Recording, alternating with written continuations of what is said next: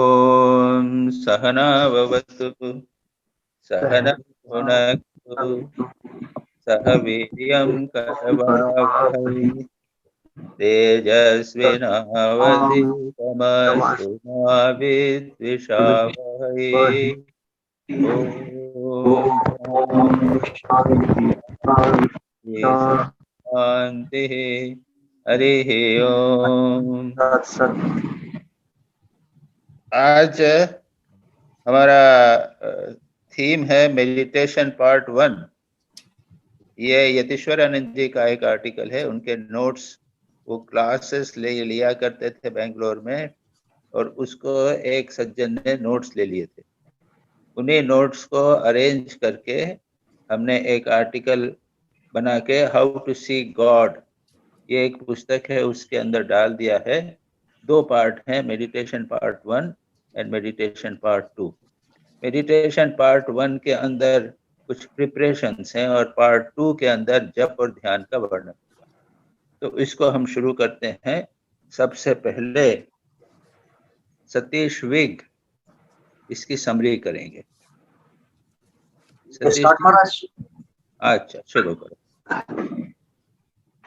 प्रणाम महाराज। Maharaj, in this chapter, meditation part 1 of his book, How to Seek God,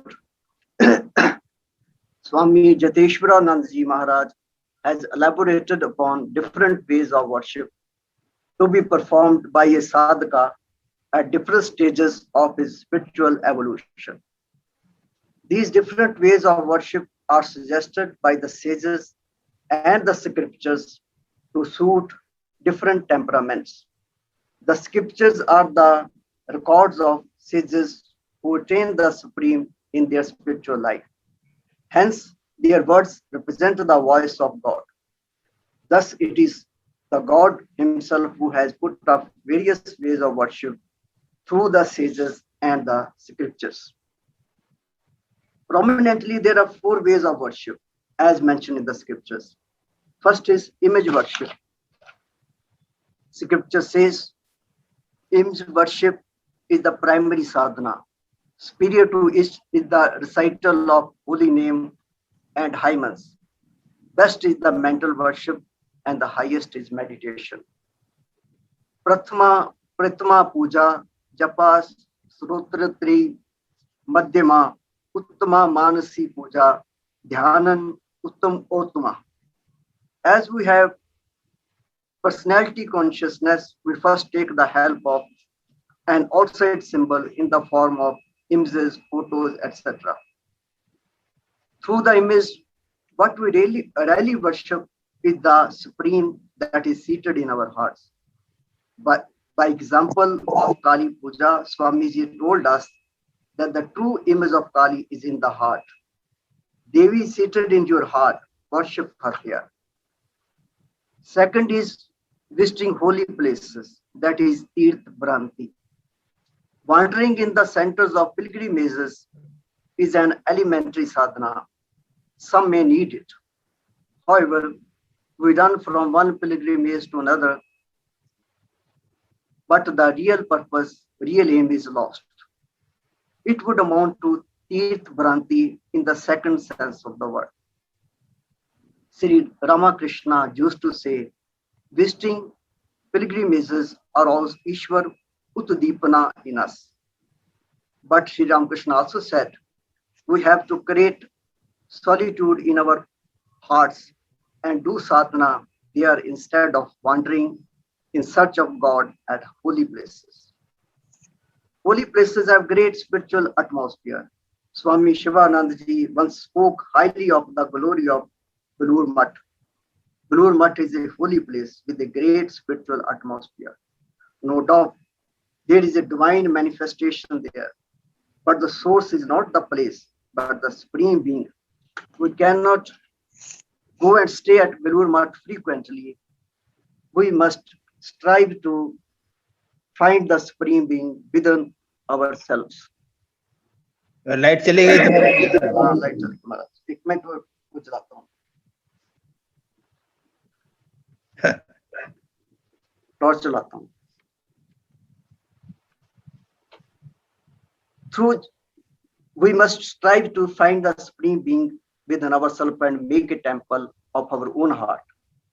Through japa and meditation, we must be able to enter the realm of spirit. Only then the outside help in the shape of holy place will be of some use. Otherwise, the holy place will have no effect on us. Forgetting the Lord within, no amount of other help will be of any avail. Besides, unless you attune yourself properly, you will not perceive the divine atmosphere of holy places. Holy places become holy in the presence of devotees. Summary करना है तुमको, summary है, याद रखना। बहुत ज्यादा Holi places के बारे में बोल रहे हो। हाँ, तो इसकी थोड़ा ज्यादा हो गया महाराज, ये सब सारा इम्पोर्टेंट था, छोड़ा नहीं गया। नहीं, इम्पोर्टेंट की बात नहीं है, समरी करना है, सभी इम्पोर्टेंट है। The illumined devotees carry the Lord in their hearts and they impart spirituality to holy places. All holy places are in the heart. Lord dwells within. If one feels the presence of Lord within, then that heart becomes the temple. Outside temples awakens the consciousness of the temple inside. Through spiritual practice, that is japa and meditation, search that holy Banaras within yourself. There is a verse in Sri Shankara's Kasi Panchaka. This body is Kasi. The supreme consciousness in our inner is our inner self, and witness is Vishveshwara, the Lord of Kasi. Whatever you want is available in the body. You only have to manifest it. The next step is worship by japa, stotra, and prayer. Here we worship the Lord with a sound symbol, that is mantra. We give up the gross natural symbol and take up the subtle sound symbol. We meditate on the luminous form of our Ishtam in our hearts and repeat the mantra. We should always be conscious of the meaning of mantra. At least one should have the genuine feeling that the mantra is a symbol of the divine. The third stage is meditation. During meditation, one feels the living presence of the divine in one's mind. Thoughts flow towards the God within all the time. At this stage, even the mantra, the sound symbol disappears, and only the consciousness of the divine presence remains. Think that you are sitting face to face with deity, your Ishtam, the supreme spirit, or the infinite light, or the Atma is having a form. The various forms like Shiva and Vishnu have come out of the supreme spirit. So really, the Ishtam of all is the same. Swami Vivekananda said we must imagine the thing instead of non-existing. We must imagine true things instead of non-existing things. Imagine that Nanda and consciousness appears in the form of flashes of light. The highest worship is when one feels the unity of the Atma with the Brahman, feeling the all-pervading oneness in meditation is the highest. This is the stage of realization of the infinite. These are opposite four stages of worship through which an aspirant passes in his spiritual life. First, we should know at what stage we stand and then proceed to the next. One should not hurry up and try to straight away jump to the top rung of the ladder. It will only result in broken limbs. For the beginning, worship of the image with flowers and perfume, with sandal paste, etc. will give great joy and create a taste for japa. Japa leads to meditation, and the divine himself will help him further. The highest sadhana, however, is to feel and experience one's identity with the Supreme, contemplating on that reality, and meditation on the truths of the scriptures come next. But just because experiencing one's identity with the Supreme is the highest, most people cannot start with that thought, I am Brahman. They may have passed through the three earlier stages. Swamiji further dwells upon the preparation one should make before doing japa. The best time for meditation is the early hour in the morning. Before you begin the day and start dealing with the pupil, before the distractions in the form of worldly thoughts arose in your mind, the mind should be led to the presence of God by japa and meditation and merged in holy thoughts and experience of his presence. Similarly, before commencing japa, it is advisable to repeat a few devotional verses to create the proper mood. Regular rhythmic breathing also helps much. One should sit firm and state in a comfortable posture. Then it would be easy to keep the mind fixed at a spot. It is harmful to attempt meditation sitting in a bent posture. Before sitting for meditation, a spiritual mood should be created by reading holy books. Counting beats will help concentration. Before to meditate, think of Sri Ramakrishna and seek his blessings, as he always immersed in that infinite consciousness from which all the divine forms arise. Then we should recite prayers and hymns suited to our line of meditation so as to intensify and stabilize the meditative mood and inner joy. Constant repetition of the mantra result in the repetition taking place even unconsciously.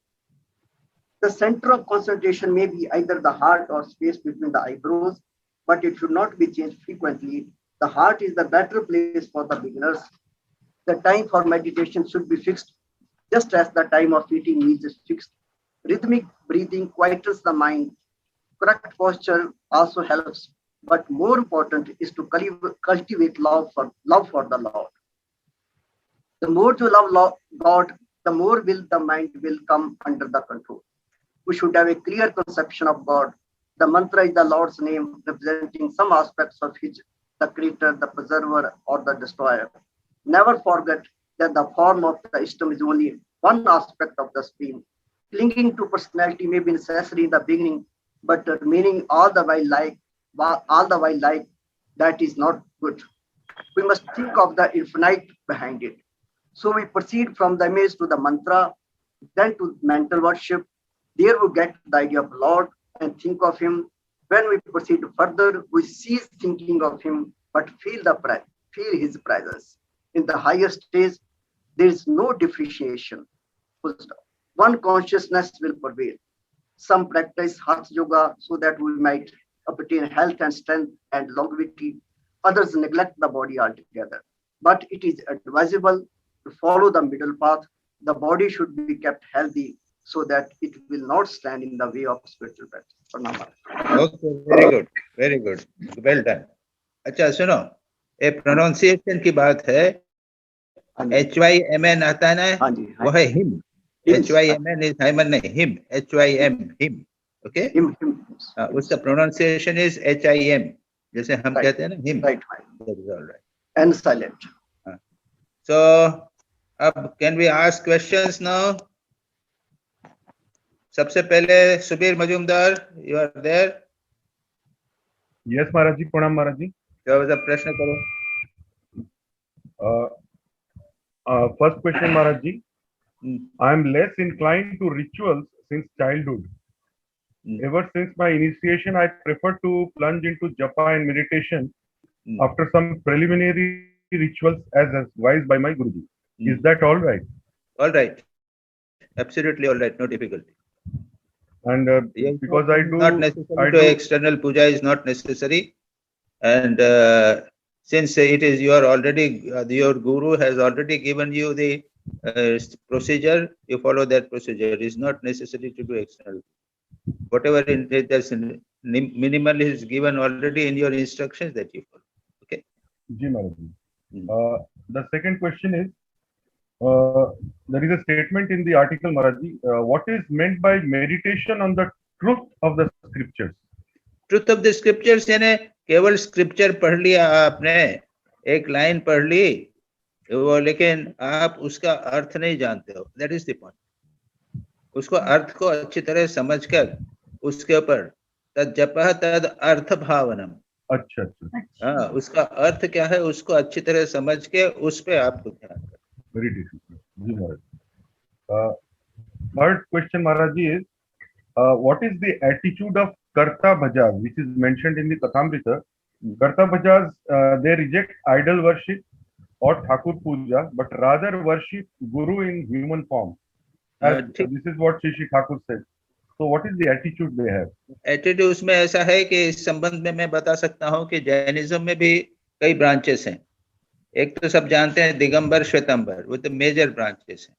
जो Shvetambar branch है, श्वेतांबर में भी दो branches major हो जाती हैं.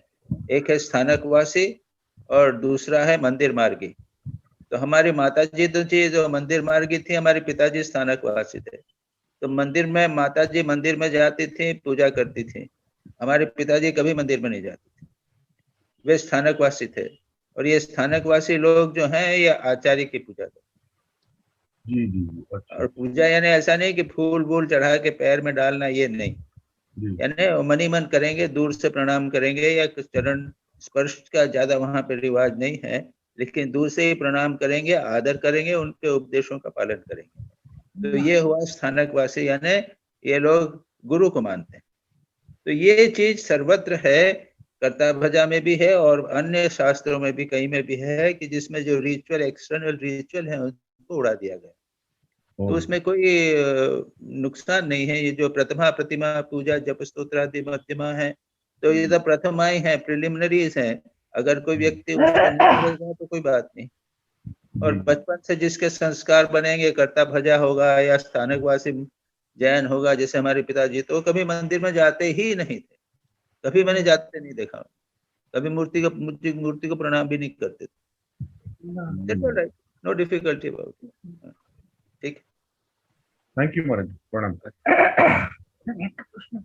अब next Itu Ghosh. Maharaj ji, Sapna wants to ask a question.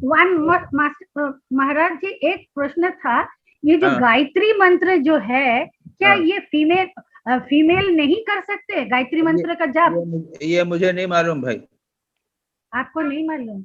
नहीं, मैंने ये मुझे सुना नहीं है। मालूम कि लेडीज नहीं करती थी। ये हाँ, तो कहते लेडीज नहीं कर सकती हैं गायत्री मंत्र का जाप। ये मेरे को नहीं मालूम। ओके सर, ओके ओके महाराज। ठीक है।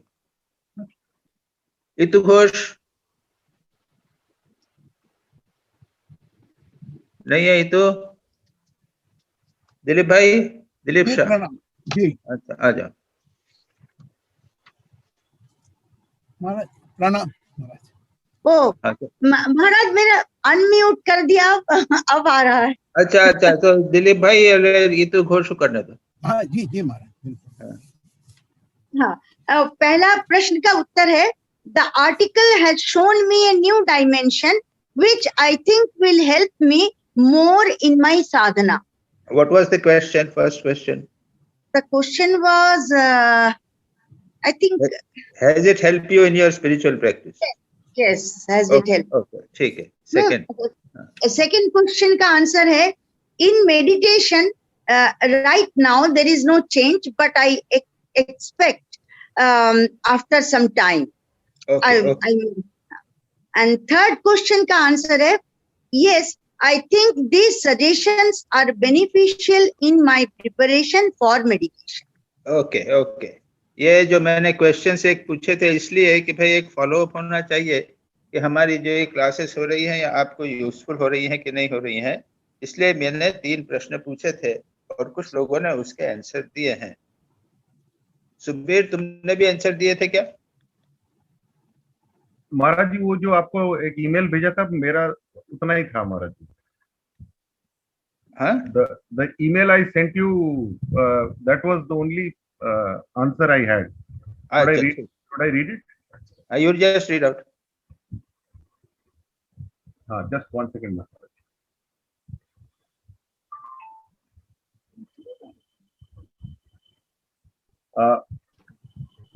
I wrote, the article on meditation you sent is an excellent one.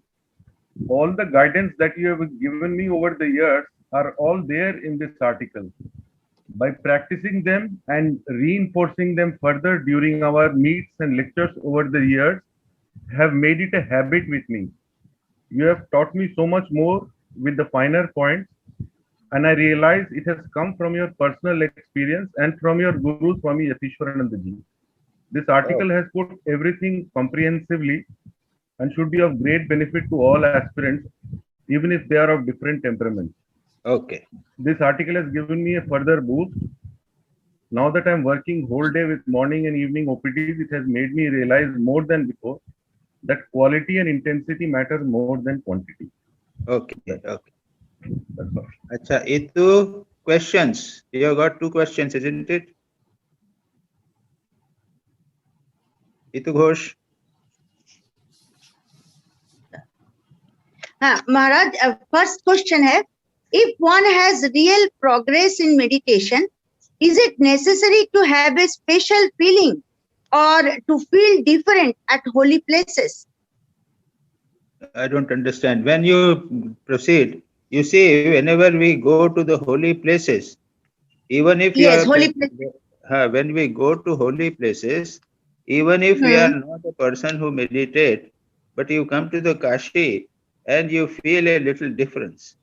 You feel that atmosphere is a little different. You go to Ganga, you go to Vishwanath temple, and you feel a little difference. But if you do spiritual practice, you will be able to feel more of these in holy place. This is definitely. Okay. And the second question is, during we impart prana to the image. Oh, during puja, we impart prana to the image. After after Visarjan, yes, not before Visarjan, the prana is taken back into the heart again, and the image becomes lifeless. So please explain this. ऐसा है कि ये तो एक ritual है, यानी ये क्या है कि पत्थर की मूर्ति तो मिट्टी की बनी हुई है, हमारे सामने बनी है, उसमें माँ कैसे रह सकती है? तो पुजारी क्या करता है कि एक फ्लावर लेता है, एक फूल के ऊपर वो मुंह के पास में रखता है और नाक से उसमें ऐसा करके अपना प्राण जो है, यानी रेस्पिरेटरी सिस्टम जो है ना, तो अपना श्वास जो है उसके अंदर निकाल दिया और इमेजिन किया कि इस मेरे फ्लावर के अंदर जो फूल है इसके अंदर प्राण आ गया। इस प्राण को उसने क्या घट के ऊपर रख दिया और फिर थोड़ा सा मंत्र पढ़ा, ये रिचुअल किया, वो कहा कि ये जो प्राण मेरे हृदय में जो था प्राण, ये इसके ऊपर आ गया है, इस फूल में, अब ये हुआ घट पे आ गया है और उसके बाद में रिचुअल करता है घट से वो जो मूर्ति है उसमें चलाएगी। तो इसीलिए देखो ना, घट की पूजा करते हैं, मूर्ति की पूजा करते हैं। जी। तो ये एक रिचुअल है, मन की भावना है, समझे? इसलिए हम समझने लग जाते हैं कि जो मूर्ति है वो प्राण प्रतिष्ठित हो गई है। अब इसी प्रकार से जो स्थायी मंदिर है, पत्थर की मूर्तियां हैं, उसमें बड़ा रिचुअल करके परमानेंटली उसका कर दिया कि भाई इसके अंदर प्राण चला गया। मतलब ये है कि पत्थर की मूर्ति नहीं है, ये जीवंत मूर्ति हो गई, लिविंग हो गई। तो ये एक रिचुअल है, अपनी भावना के ऊपर निर्भर करता है। जी, ठीक है, हो गया क्वेश्चन? अच्छा, हो गया मेरा। अच्छा दिलीप भाई। हाँ महाराज, ये कंटिन्यूएशन में मेरा सवाल ये है कि जब प्राण प्रतिष्ठा करते हैं मूर्ति के अंदर, तो वास्तव में उसमें जागृत अवस्था आ जाती है? ना, वो उसको अब ये अपने आप के ऊपर निर्भर करता है। बाहर वाला जो आएगा, कोई दूसरा व्यक्ति आया, क्रिश्चियन आया, उसमें देखा कि अरे ये लोग तो सब मूर्ख हैं, एक पत्थर की, मिट्टी की, कागज की मूर्ति बनी है उसको और ये लोग पूजा कर रहे हैं, तो उसकी भावना के ऊपर निर्भर करता है। वो तो समझेगा कि ये यूजलेस है, ये सब पत्थर की बनी हुई है, मिट्टी की बनी हुई है। और हम भी तो जब करते हैं, उसके बाद जब विसर्जन करते हैं तब भी प्रोसेस, उल्टी प्रोसेस करते हैं। वो फूल उठा के मुंह के पास में रख के और सांस अंदर ले लेते हैं और कल्पना करते हैं कि जो सारा प्राण है हमारे अंदर आ गया, तो जो शरीर मूर्ति है वो अब लाइफलेस हो गई। तो ये तो हमारी भावना के ऊपर निर्भर करता है। नहीं, मेरा ये कहना है जैसे रामकृष्ण देव का टेम्पल है, बनारस में है या बेलूर मठ में या इंदौर में है, आज हम वहां पे जाके दर्शन करते हैं तो वहां पे जागृत मूर्ति होती है। ये अभी मैंने यही तो कहा, आपके ऊपर निर्भर करता है। एक क्रिश्चियन जाएगा, उसको तो लगेगा कि ये पत्थर का मूर्ति, स्टोन के, ये अंग्रेजी या हिंदुस्तानी लोग जो हैं, हिंदू है, सब इमेज वर्शिपर्स हैं, ये पत्थर की मूर्ति पे पूजा करते हैं, हम तो नहीं मानते। तो ये अब व्यक्ति के ऊपर निर्भर करता है। जी जी। अब यानी आप कमरे में अपने आप के फोटो रख लीजिए और फोटो को आप जीवंत जागृत समझ के पूजा कीजिए उसकी, तो ये आपके ऊपर निर्भर करता है। यानी जब फोटो रखा है आपने कमरे में, अब जीवंत जागृत रखिए और उसके बाद में फिर सोचेगा अरे यहाँ फोटो रखा हुआ है, यानी श्री राम कृष्ण मेरे कमरे में है, यहाँ पे मुझे झूठ नहीं बोलना चाहिए, गंदा कोई काम नहीं करना चाहिए, क्योंकि श्री राम कृष्ण यहाँ पर हैं। ये भाव कर लेते हैं तो फर्क पड़ जाता है कि नहीं पड़ता? जी। तो फिर ये तो यहाँ पे बड़ा फोटो माँ शारदा का फोटो है, अरे यहाँ पे मेरे मन में भी बुरे विचार नहीं आने चाहिए।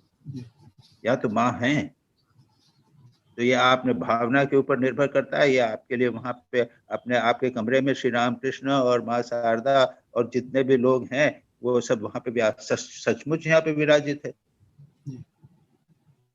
और भावना नहीं हो तो वो कागज की है, कागज की चीज है और कुछ नहीं है। तो आपकी भावना पर निर्भर करता है ये। और वो 3 दिन के लिए बाहर मूर्ति ला के थोड़ा भावना को बढ़ा दिया, लोगों के लिए सब लोग कर दिया। लेकिन जहां तक हमारा प्रश्न है, अरे हमारे कमरे में ही रामकृष्ण है, हमारे कमरे में ही माँ शारदा है, वे जीवंत जागृत सत्ता विद्यमान है वहां पर। इस भाव को रखिए आपके जीवन में, और कोई आपको उसको मूर्ति पूजा की आवश्यकता नहीं है। इसीलिए तो वो करते हैं, पूजा करते हैं तो रोज करते हैं, उसमें फूल चढ़ाते हैं, उसके बाद बताशा कर देते हैं, क्यों? वहां पे हैं श्री राम कृष्ण। आप अपने मन से मंत्र मंत्र मंत्र मंत्र करो तो ठीक है, नहीं तो अपने बिना मन के आपने दो बताशे वहां पे चढ़ा दिए, अगरबत्ती चढ़ा दिए, फोटो को साफ कर दिया, प्रार्थना कर ली, फूल चढ़ा दिया, क्या सोच के कि यहाँ पे हैं श्री राम कृष्ण, माँ शारदा है यहाँ पे, और उसके अनुसार विचार कीजिए। और नहीं तो फालतू से बात हो जाएगी। जो नहीं मानता उसके लिए कुछ नहीं है, कागज के कपड़ कागज है, उसके अंदर एक फोटो है और कुछ नहीं, अपनी भावना के ऊपर निर्भर। जी महाराज, अब मेरा पहला सवाल है, where there is no river or a lake, or even if there is, but now not permitted because of pollution, what is to be done? In continuation, my another question is, there are number of photographs and photographs in calendars with photo of deity and Thakur and Swamiji and Ma. After the year is over, what should be done? How those photographs in the calendars should be treated? अच्छा, पहली बात है आपके pollution जो है, तो सरकार क्या बोलती है पॉल्यूशन के बारे में? वो अब इन्होंने मना कर दिया है, गंगा के अंदर कोई भी चीज नहीं तो हम कहाँ डालेंगे? गंगा में नहीं डालेंगे तो कहाँ डालेंगे? उन्होंने That is a problem. Yes. नहीं, प्रॉब्लम नहीं है, उन लोगों ने बता दिया है, बाहर एक डब्बा पड़ा हुआ है, उसके अंदर डालिए और हमारा ट्रक आके उसको ले जाएगा। सब जगह ये है, सब जगह नियम है। और इंदौर तो प्यूरेस्ट सिटी है जी। वहाँ पे मैंने देखा है, सामने आश्रम के सामने एक बॉक्स पड़ा हुआ है, ट्रक आती है, लोग आते हैं, सामान सब उठा के ले जाते हैं। अब वो कैसे डिस्पोज करते हैं वो उनकी बात छोड़ दो, हमारा काम क्या है, हम जब बाद में डब्बा है उसके अंदर डाल दीजिए, वो म्युनिसिपैलिटी आके ले जाएगी। तो गंगा में रोज थोड़ी गंगा में डालने को जाएंगे हम, कोई नहीं डालेगा। तो ये गवर्नमेंट ने सारी व्यवस्था कर दी है पॉल्यूशन दूर करने की। तो पहला ये तो हुआ पॉल्यूशन का प्रश्न। रहा आपका दूसरा प्रश्न है कि भाई फोटो हैं, तो भगवान के फोटो हैं, कैलेंडर में हैं, आपके पास 12 बढ़िया फोटो कैलेंडर, बहुत बढ़िया कैलेंडर, राम कृष्ण वगैरह के 12 महीने के 12 कैलेंडर आए। अब क्या करें उसको डाल तो सकते नहीं, फेंकेंगे कैसे? वो तो इतने बढ़िया फोटो हैं। तो भाई आप पहले लाए क्यों थे? ऐसा है कि ऐसे कैलेंडर में मिलते हैं जो बिना फोटो के भी कैलेंडर होते हैं। तो आप कैलेंडर रखिए, बिना फोटो वाले कैलेंडर रखिए। और नहीं तो ये जो फोटो हो गए उसको सारे घर में कमरे में लगा लीजिए, सारा कमरा आपके भगवान के फोटो से भर जाएगा, इसमें क्या बुराई है? Swami ji may I interrupt a little? ठहरो पहले मेरे को पूरा करने दो। Yes sir. अच्छा, फिर वो कहते हैं, दूसरा हमारा ये कहना है कि या फिर जैसे आपने हर एक महीने का एक फोटो रखा था ना कैलेंडर में, हाँ। वैसा दूसरे महीने भी उसी को, दूसरे साल भी उसी को करो, एक महीने का बदलते चले जाओ। और ये तो आपके ऊपर, नहीं तो आप आगे से सावधान रहना, कैलेंडर फोटो वाला कैलेंडर मत लाना। और नहीं तो सारा, मैं जानता हूँ मेरा कमरा पहले 4-5 फोटो रहते थे, अब सारे कमरे में कुल मिला के मैंने काउंट किया है 25-30 फोटो हो गए। और दूसरा एक छोटा कमरा है, एक स्वामी जी का है, उसी कमरे में तो फोटो ही फोटो भरे हुए हैं। तो क्या नुकसान है? जहां देखो वहां भगवान ही फोटो देखेंगे। और ऐसे भी लोग देखे हैं मैंने, ऐसा घर भी देखे हैं, छोटा सा घर है, 2-3 है, विवाहित है, और अश्लील चित्र लगा रखे हैं दीवार के ऊपर।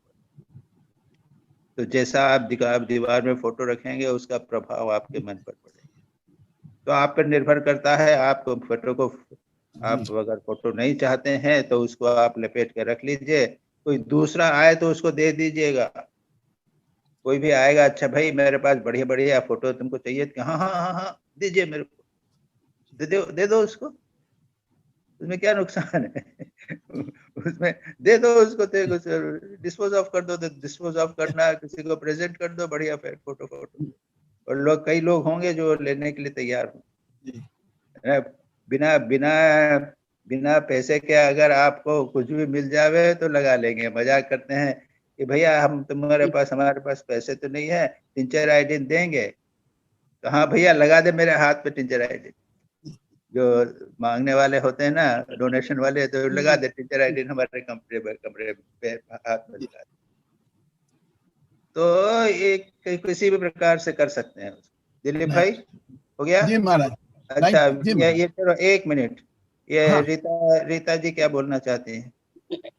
Swamiji, about these calendar photographs, I found out the best method few years back.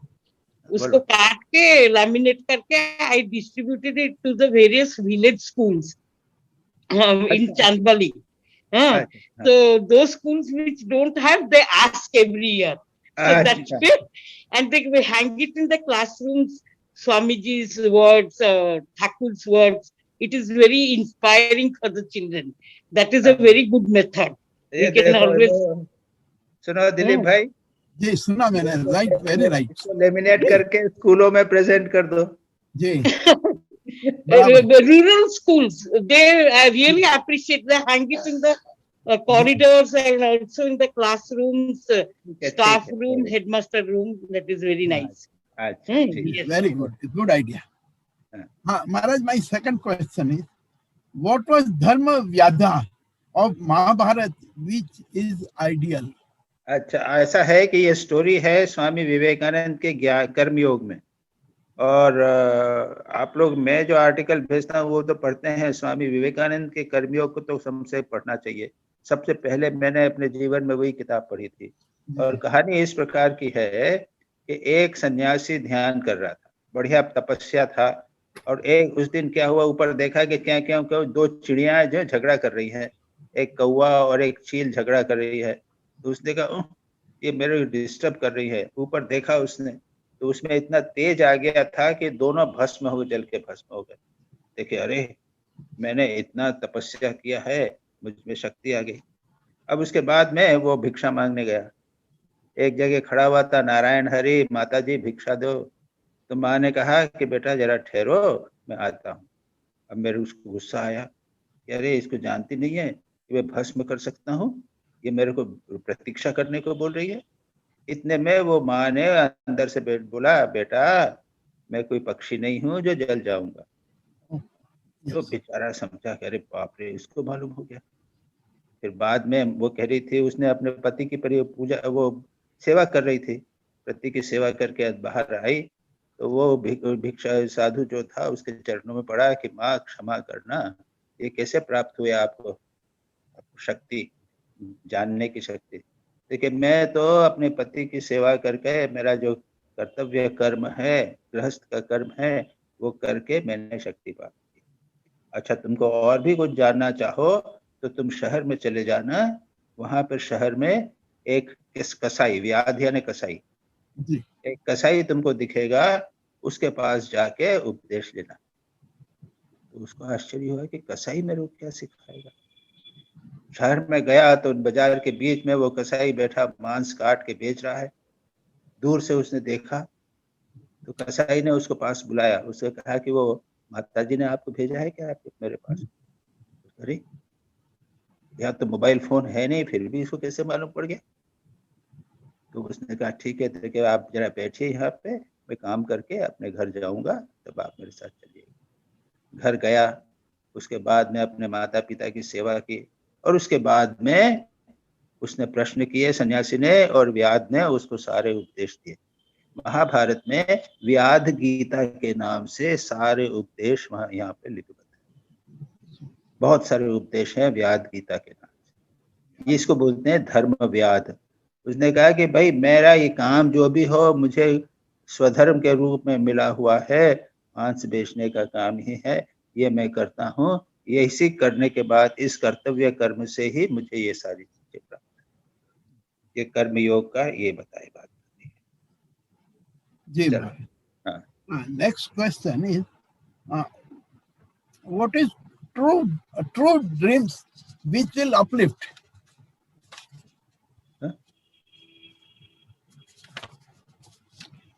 Yes, Maharaj, it is written here, instead of imagining morbid things or building castles in the air or thinking of a utterly non-existent things like a hair and a horn, dream true dreams which will uplift you.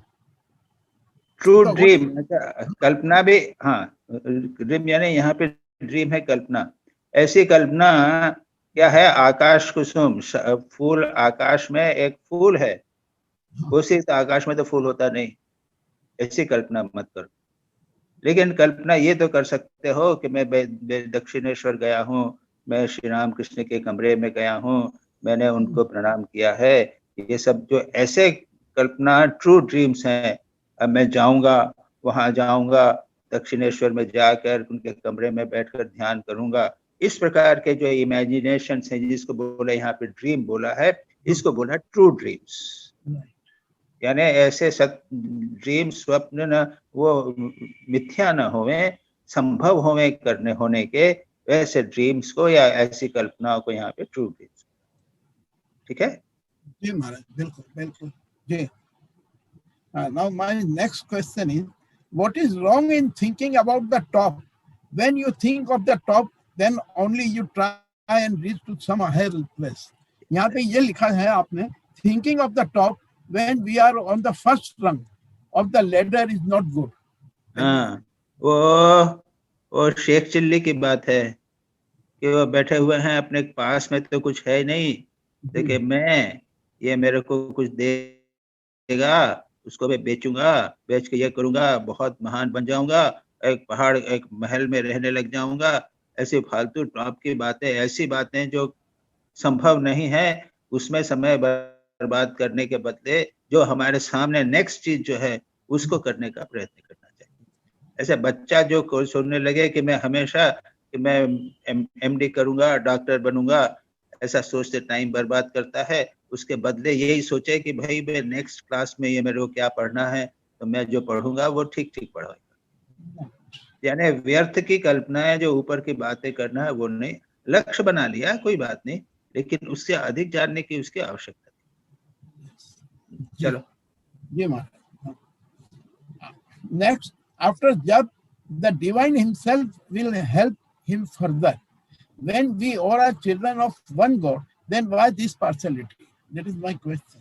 क्या partiality हो गई महाराज? इसमें सवाल ये इन्होंने कहा कि जब तक तो आपको खुद को अपने आप करना पड़ेगा, उसके बाद ही भगवान आपको लिफ्ट करेगा। हाँ, तो क्यों मैंने शुरू से हमको क्यों नहीं कर सकता भगवान लिफ्ट? तुम चाहते नहीं हो।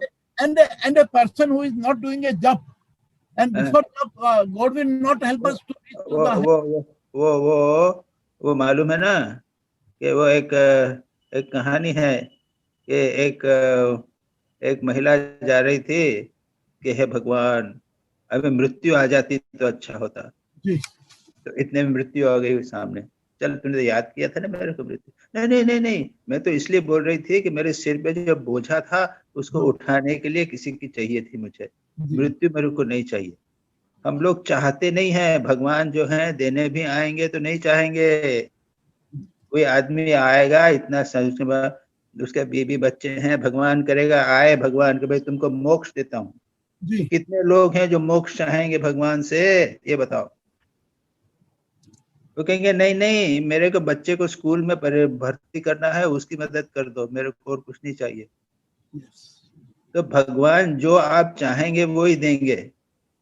भगवान देंगे दूसरी चीज, उससे भी ऊंची चीज देंगे ना, आप लेोगे ही नहीं। हाँ, वो तो कहते मैं तो स्कूल में भर्ती नहीं हो रहा है इसलिए मैं चाहता हूँ प्रभु जी आप आके भर्ती करवा दीजिए, मुक्ति उक्ति मुझे नहीं चाहिए। तो भगवान तो तैयार है सबको मुक्त करने के लिए, कितने लोग चाहेंगे। इसकी मजेदार कई कहानियां हैं।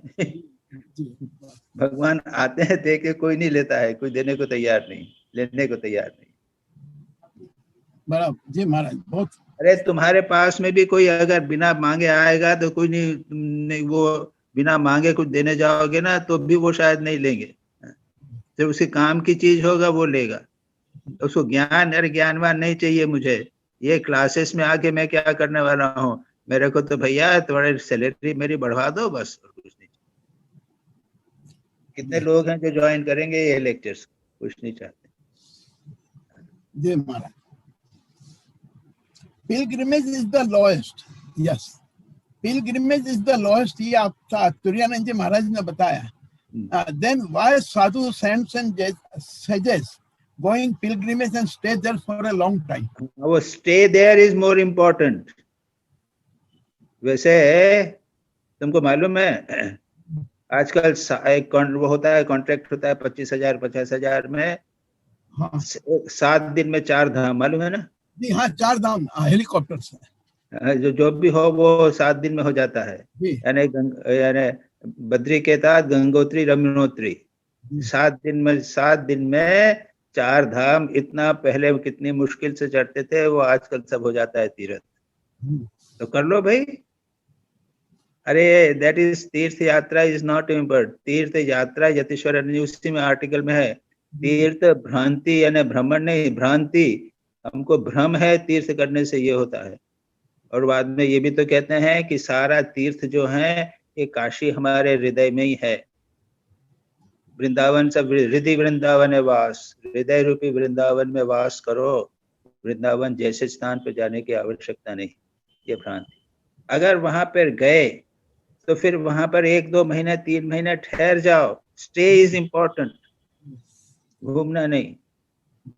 काशी में चले गए तो ऐसे भी लोग हैं जो केवल या तो काशी जाएंगे या वृंदावन जाएंगे और कहीं नहीं जाएंगे, और जाएंगे तो 3 महीने वहां पे रहेंगे। ये रहना ज्यादा इम्पोर्टेंट है, उसका जो एटमॉस्फेयर है उसका प्रभाव पड़ता है। वहां पे ध्यान जब अच्छा होता है, मन जो है ऊंचा रहता है। तो हाँ।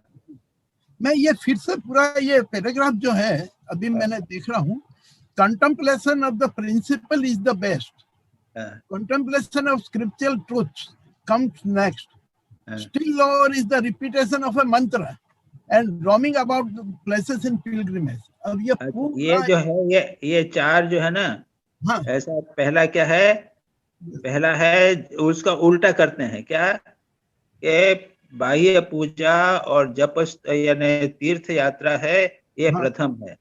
उसके बाद में वहां जाके जप स्तोत्रादि द्वितीय है।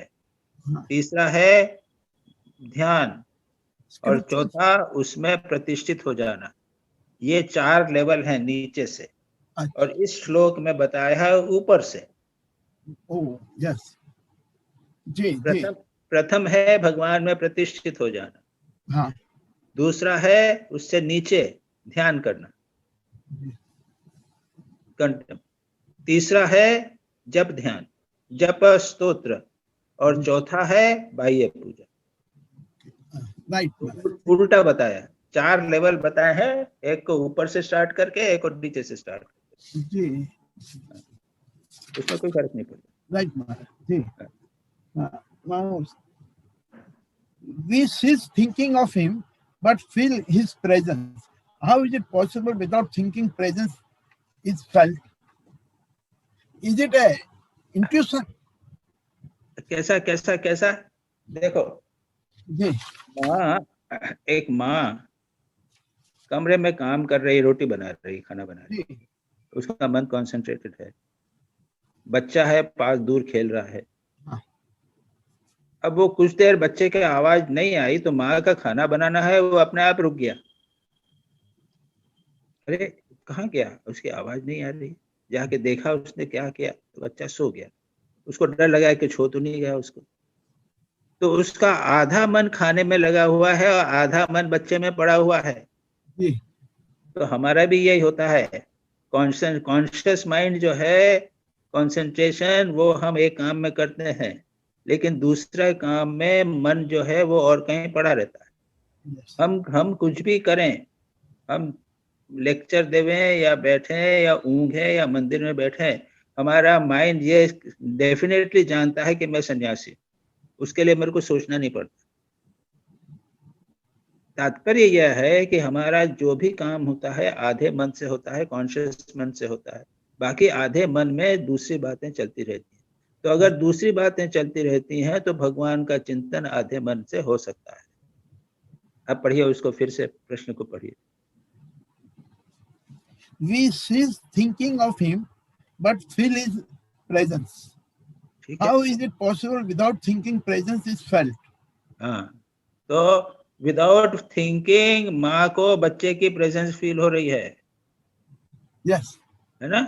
जी राइट। और अधिकांश हमारा है, अधिकांश समय हम बाहर सोचते रहते हैं दूसरी, लेकिन कुछ और चीज साथ में रहती ही है। जी बराबर। ठीक जी महाराज। नेक्स्ट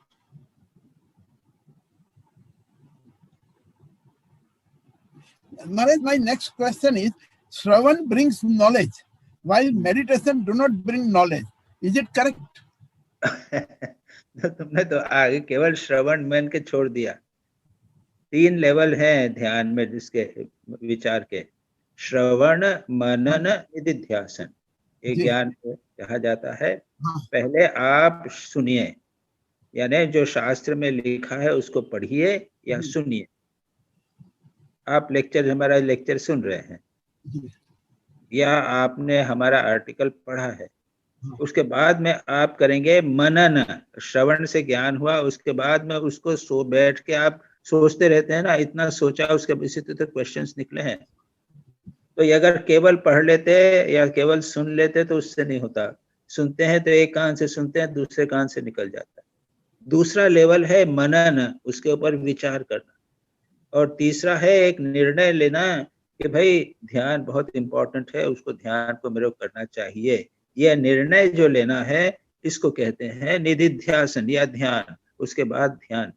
तो श्रवण, मनन, निधिध्यासन, ये 3 स्टेजेस हैं एक ही प्रोसेस की।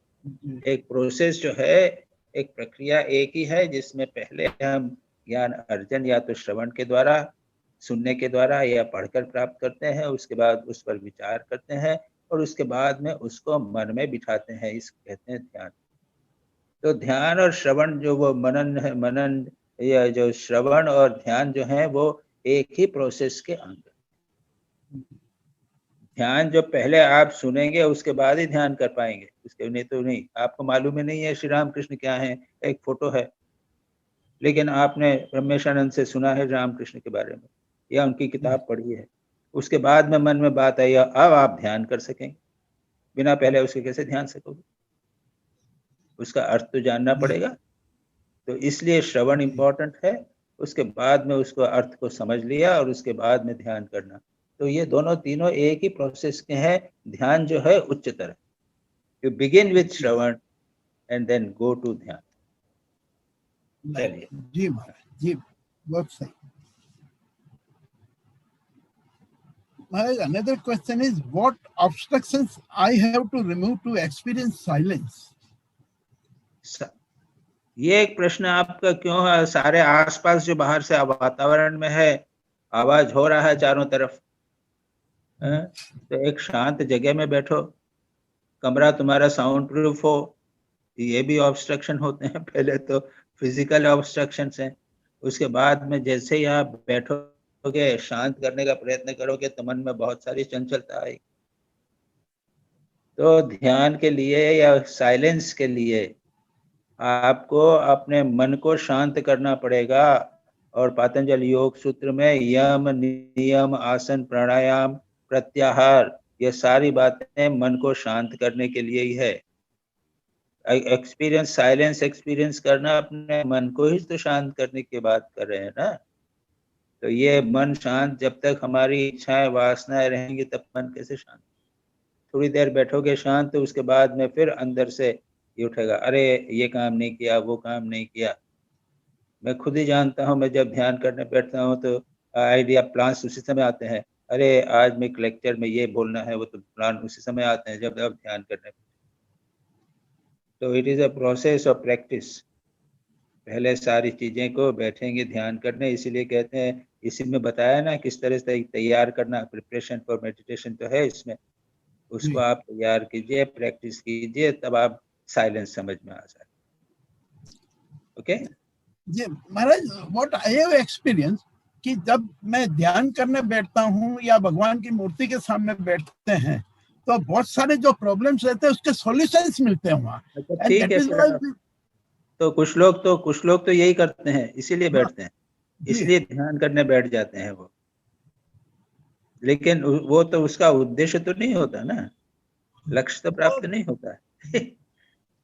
आप ऐसा करो, वो एक कागज लेके बैठ जाना है, 5-10 मिनट जो आएगा उसको नोट कर लेना, लेकिन बाद में कागज को दूर हटा देना, क्योंकि नहीं तो फिर आप वो आधा घंटे तक आप यही करते रहोगे और कुछ नहीं करते। That is not the purpose. जी मन को एकरा करना है, धारणा, ध्यान, समाधि, ये थोड़ा जब विचार करके कंसंट्रेट करते हैं तब वो धारणा होती है। उसके बाद ध्यान में एक ही चीज के ऊपर मन लगे रहेगा और समाधि में उसके साथ एक हो जाएगा। तो हमें याद रखना है कि उद्देश्य जो है ये नहीं है, नहीं तो फिर कोई फायदा ही नहीं है। ये स्पिरिचुअलिटी नहीं हुआ, ये संसार हुआ। और कुछ लोग तो इसीलिए ही करते हैं ध्यान, उनका उद्देश्य आध्यात्मिक होता ही नहीं है, और चुपचाप शांत बैठ के जपमाला लेके चलो आइडियाज आएंगे, हमको प्रॉब्लम्स के सॉल्यूशन मिल जाएंगे, ये करते हैं, यही करते हैं, मैं जानता हूँ ऐसे लोग। तो ये that is not our purpose. And my last question is consciousness is in mind or mind is in consciousness? आप कॉन्शियसनेस से आप क्या समझते हो इस पर निर्भर करता है। अब कॉन्शियसनेस यानी सच्चिदानंद परमात्मा समझते हो यदि आप, तो मन उसके अंदर है, वो सर्वव्यापी है, सारा जगत उसके अंदर है, तो आपका मन भी उसी के अंदर। और अगर आप ऐसा समझते हो कि हम जो विचार कर रहे हैं तो ये उसके पीछे कॉन्शियसनेस है, तो ये मन के अंदर चाहिए कॉन्शियसनेस। तो ये आपके निर्भर करता है आप कॉन्शियसनेस की कैसी परिभाषा करें। पूर्ण सर्वव्यापी कॉन्शियसनेस मानो, चैतन्य मानो, तो जिस प्रकार से चैतन्य के अंदर सारा जगत मानो आ गया, टेबल कुर्सी भी आ गया, तो हमारे मन भी आ गया, विचार भी आ गया, वैसा। तो मन भी तो एक जड़ है, मन भी जो है वो सूक्ष्म भौतिक पदार्थ है। जड़ की टेबल कुर्सी जो है वो स्थूल है, मन है सूक्ष्म है, लेकिन वह भी जो है वो जड़ नहीं है, वो भी जड़ ही है, वो it is also a physical thing, something. तो मन भी जड़ है। हाँ, मन जो है, मन को जड़ नहीं, मन भी मैटर है, मैटर यानी देह को बोलते हैं सूक्ष्म स्थूल शरीर ना,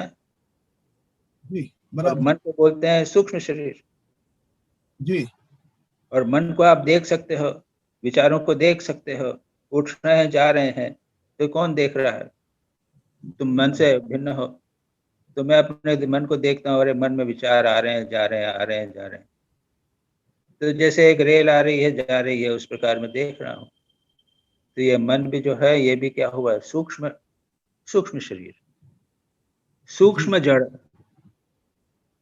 स्थूल सूक्ष्म जी।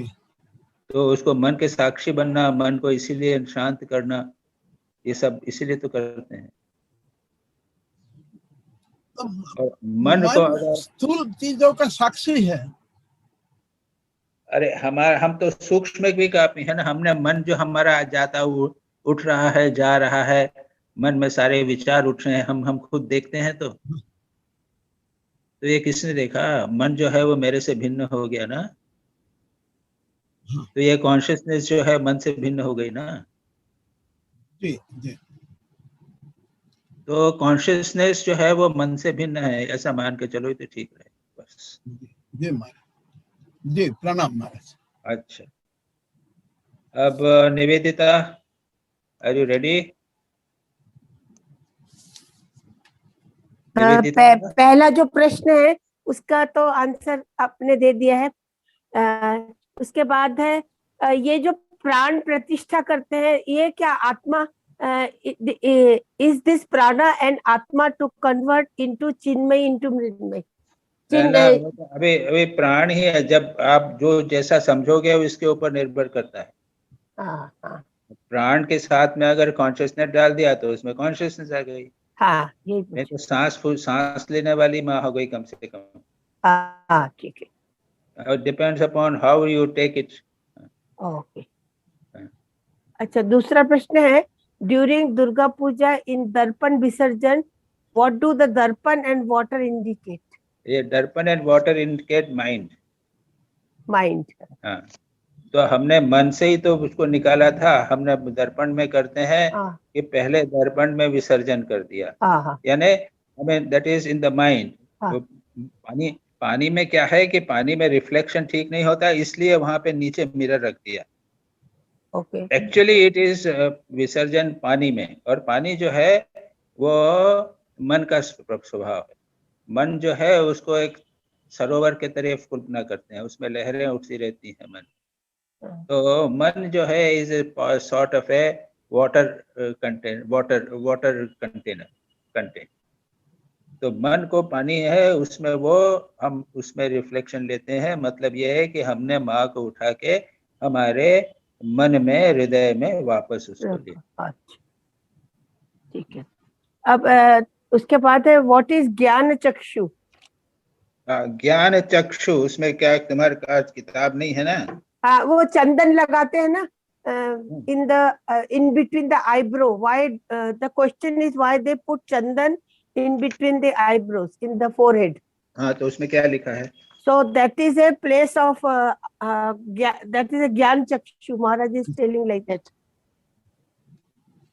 ये एक सिंबॉलिक है। चंदन को लगाना या फिर फूल को अर्पित करते, फूल को हम अपने लगाते हैं। तो ये जो है, ये एक आज्ञा चक्र भी यहाँ पे रहता है ना जी। तो हमारा मन नीचे है, मूलाधार में, स्वादिष्ठान मणिपुर में।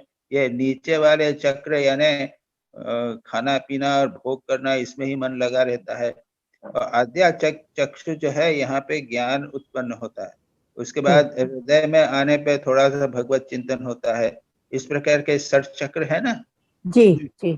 तो षट चक्र में जो आठवां ये छठा चक्र है, ये होता है ऊपर उसमें आज्ञा चक्र।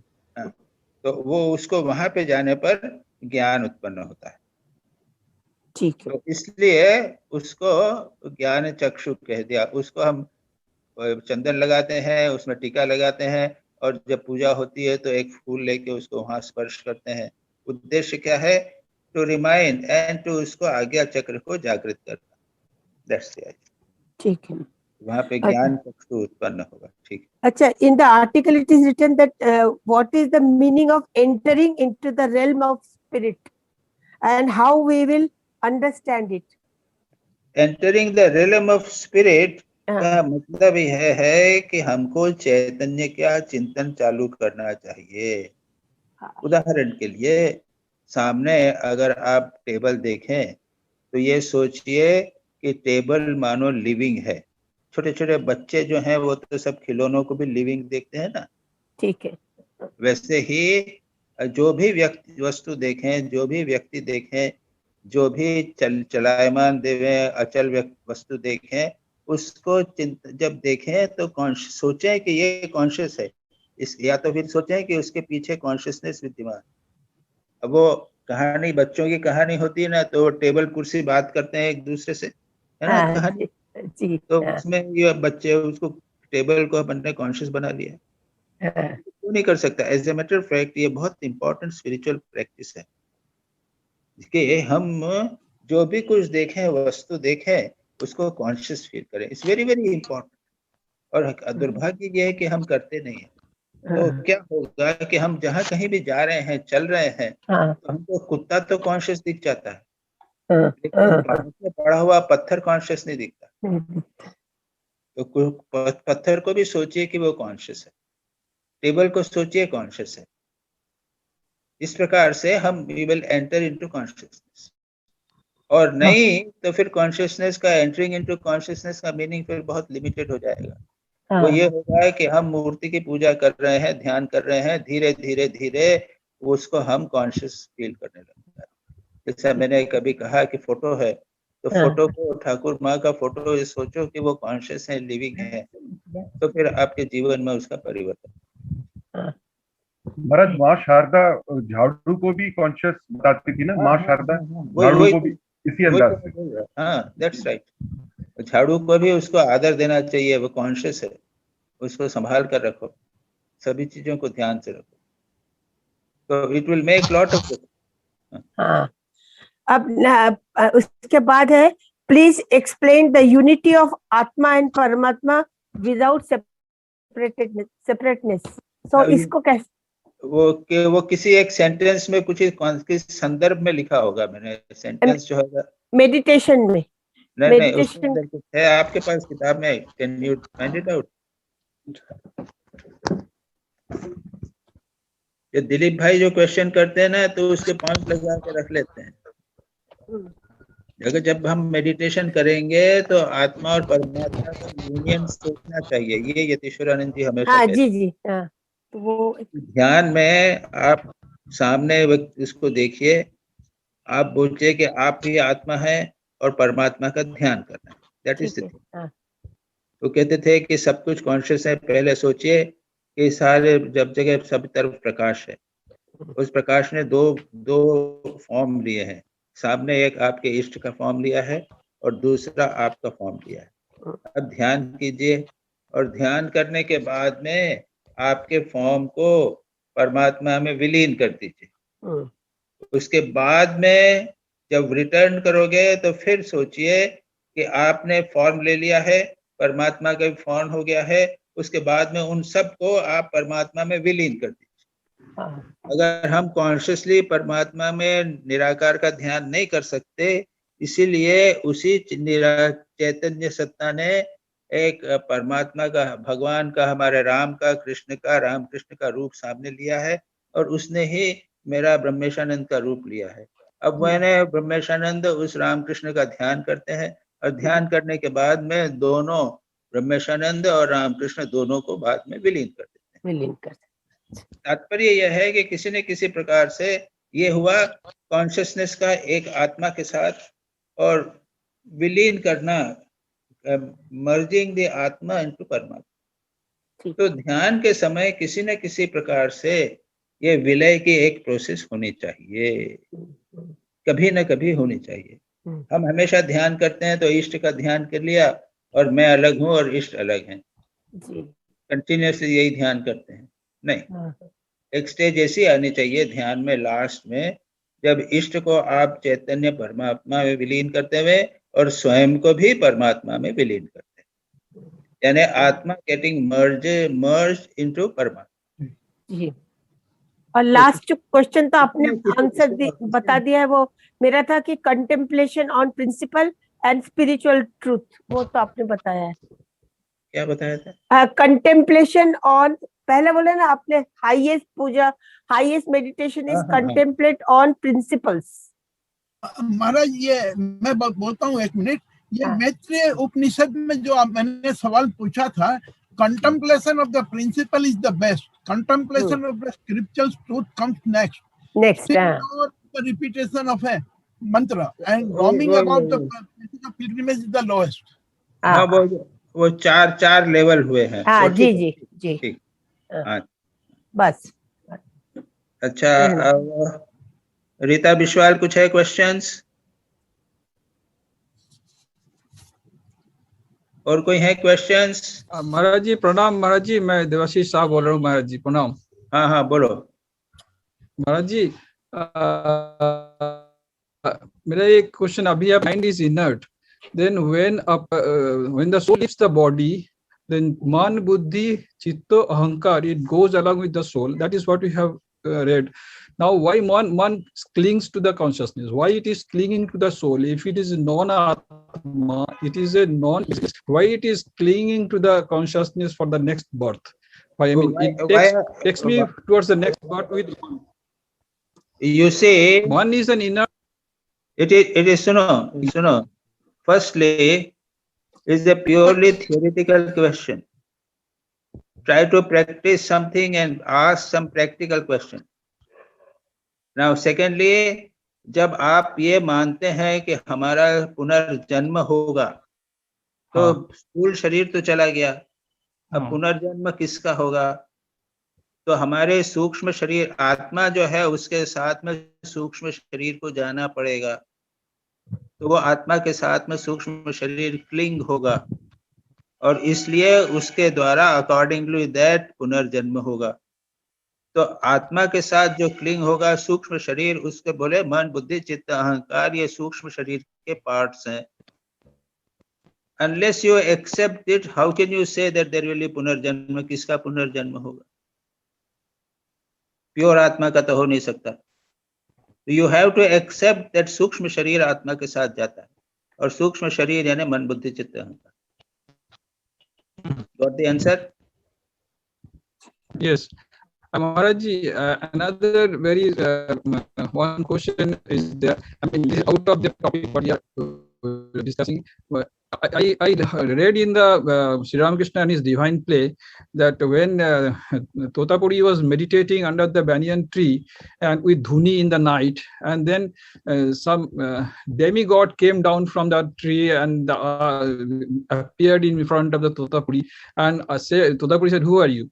You have come, meditate. Let us meditate together." Then what are these demigods, Maharajji? Again, the question is absolutely no relevance. Your questions are, don't ask questions. हमारे दिमाग में तो कभी नहीं प्रश्न आया ये। हम लोग जब प्रश्न करते हैं तो ये सोचते हैं कि इससे साधना से क्या संबंध।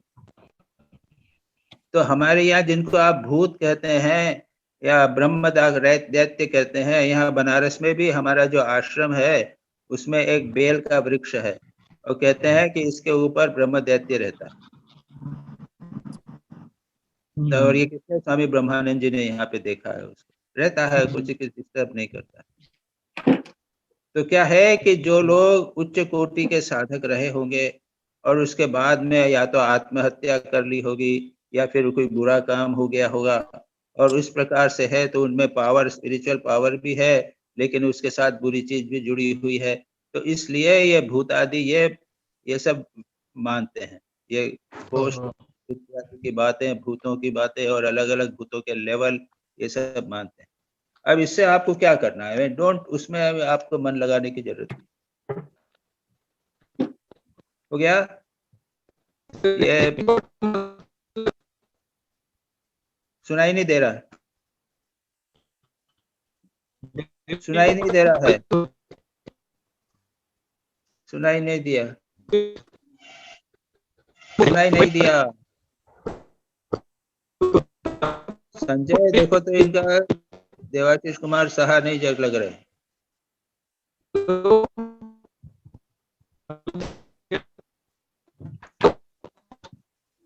I am not getting your sound, आवाज नहीं आ रहा है, आवाज। अच्छा, हाँ ठीक से करो तो। Hello, can you hear me? हाँ, अब बोलिए Debashish. Hello, can you hear me? Yes. हाँ, यस।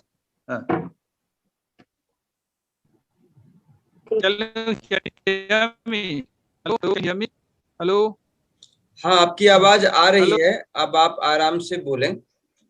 अच्छा, महाराज जी, हेलो, बोलिए। हाँ महाराज जी, when Ramakrishna, he said that yes, I know him, he used to bring lot of news to me and all that thing. So I just wanted to know what is these demigods. So it is clear to me now what you have said, that there are some souls like that. So it has now become clear. Okay. Okay. Oh, ठीक। Any other, और कोई है प्रश्न पूछने वाले? रीता विश्वाल।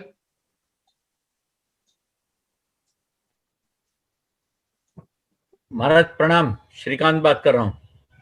अरे तू कहाँ, बहुत दिनों बाद अचानक? यूएस में थे ना, अभी आ गए। हाँ पता है। तो दाढ़ी ज्यादा पहले भी दाढ़ी थोड़ी थोड़ी रखते थे, अभी दाढ़ी बड़ी हो गई। और ये स्वामी जी। तो महाराज, मेरा प्रश्न था, एक मिनट, मेडिटेशन से रिलेटेड प्रश्न है। हाँ। तो जैसे हम मेडिटेशन करते हैं तो ठाकुर को, अपने इष्ट को हृदय में देखते हैं, तो बहुत देर तक तो खाली प्रतिमा देखते नहीं रहते, तो फिर उनका विचार की ठाकुर कैसे हैं वो करते हैं। तो अभी कई बार जैसे आप ठाकुर शिव स्वरूप हैं या शक्ति स्वरूप हैं या प्रेम रूप हैं, पूर्ण रूप हैं, तो ये सिर्फ शब्द या शिव स्वरूप बोल दिया तो कोई शिव जी का तो उसका रूप नहीं देखेंगे, तो उसको इलेबोरेट कैसे करना चाहिए? शिव स्वरूप है तो किस तरह से शिव स्वरूप है, शक्ति स्वरूप है तो किस तरह से शक्ति स्वरूप है? तो या तो अभी शॉर्ट टाइम में नहीं होगा तो कोई एक लेक्चर आप इस गुण विचार किस तरह से करना चाहिए कर सकते हैं? नेक्स्ट सेशन में जो आर्टिकल है वो है मेडिटेशन पार्ट 2, और वो आपको, आप अपना फोन नंबर संजय को दे दीजिए, आपको भिजवा दिया जाएगा।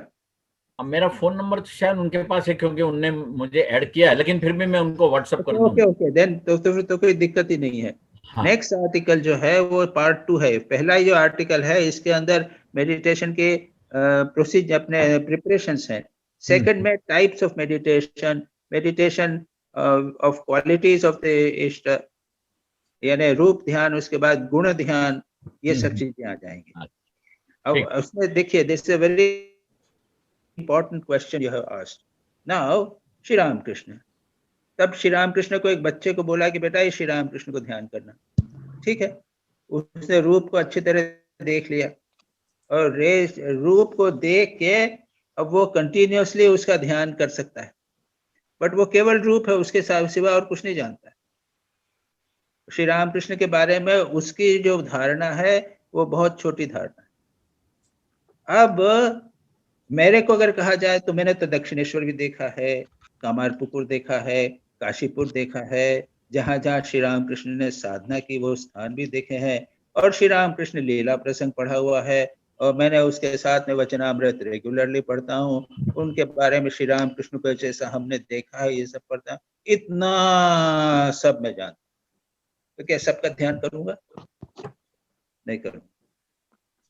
मेरे मन में श्री राम कृष्ण की धारणा वो बच्चे की धारणा से बिल्कुल भिन्न होगी, लेकिन दैट इज द वे इन विच आपका मेडिटेशन इंप्रूव होता है।